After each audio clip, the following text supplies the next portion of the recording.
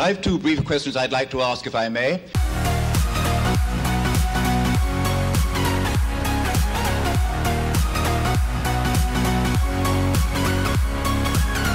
Hi, welcome to Left Foot Media. My name is Brendan Malone and you're watching The Daily Question. Today's question of the day: did the Force kill Luke Skywalker? Now, the reason I'm asking that question is because about a week or so back, Mark Hamill tweeted out the following tweet: "The Force killed Luke.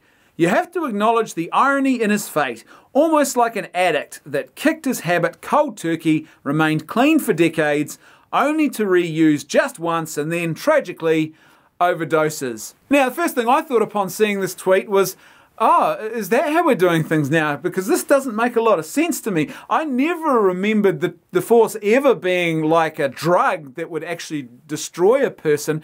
I always thought of it as being, well, like a force, because that's what it is, right? That you can either harness or you can't harness, and if you can harness the Force, you can do really powerful things, and if you can't harness it, you can't harness it. That's sort of how it works, right? So when Luke Skywalker in Empire Strikes Back is trying to lift his X-Wing fighter out of the swamp, he struggles and strains, but he can't do it, and the thing just drops back into the swamp again. The Force is this thing that you can harness and you can use for good or for evil. It's not like a Promethean fire where just by harnessing it, there is very real danger to you. It's not like you steer into the abyss and the abyss steers back at you. That's not how the Force has ever been before. This is a complete reimagining of what the Force actually is. It's something that you can harness for good or for evil. It's benign, and even those dark side users, the risk to them is not the Force itself. The risk is their own selfish and evil grasping at power. That's the thing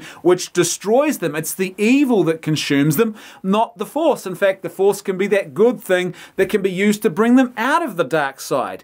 So this idea that this is what the Force is now, it's like some deadly drug, some deadly Promethean fire that if you don't harness it just right, it kills you, is kind of a little bit odd, but it doesn't even really make sense in the context of The Last Jedi either and what we saw happen there, because he disappears at the end of it. Why does he disappear? If this is kind of like a junkie who's overdosing, then why doesn't he just fall over dead? Why does the Force subsume him? That actually implies there's an element of control here on the part of Luke, and that would be consistent with everything else we saw there, where he is Force projecting himself. One of the greatest examples of the Force being harnessed and utilized by anyone we've ever seen in these films.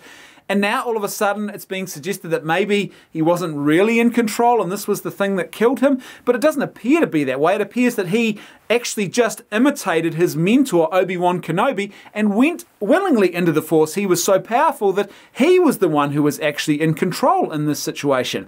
There's an old saying in politics that goes like this: explaining is losing. And what that saying means is this: if you have to explain to the public what you mean, you are already losing. You are already on the losing side of an issue. You should not need to explain your actions. You should not need to explain what is going on. People should get it. They should understand. And if you have to do explaining, then what it indicates is that something's wrong. Now, I would suggest that that saying, explaining is losing, is very apt here, because we keep hearing these claims about how awesome The Last Jedi is and what an amazing example of filmmaking and storytelling it is.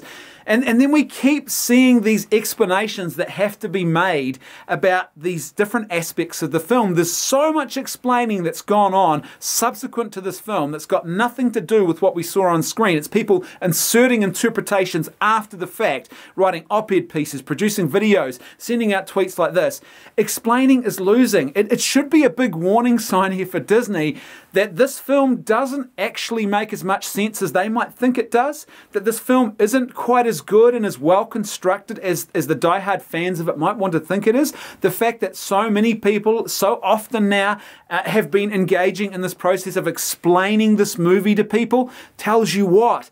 It is not self-evident what's actually going on here. And that was one of the scenes for sure that left a lot of people sort of scratching their heads going, why? What's going on? I don't understand. And so to have this new analogy introduced as, yeah, maybe it was kind of like a druggie who went back for one more hit. That's not really helping things, Mark. It's only making things worse. I think the best tweet that I saw in response to this was someone who said, I can't wait until Mark Hamill is out from under his Disney contract and we get to hear his real opinions on these issues. And I tend to agree, because it's hard to tell whether this is him towing the company line and doing what he thinks he has to do, or whether this is something he really believes to be true. I'd be really interested to hear what Mark Hamill has to say once that contract is all done with and he can actually freely speak his mind about these issues. As per usual, I'd love to hear your thoughts, so please let me know what you think in the comment section below. And if you like the content I'm creating and you'd like to see more of it, then please support me on PayPal or Patreon. There is a link for both in the video description below. That's right, I can hear my theme music too. I'll see you tomorrow on The Daily Question.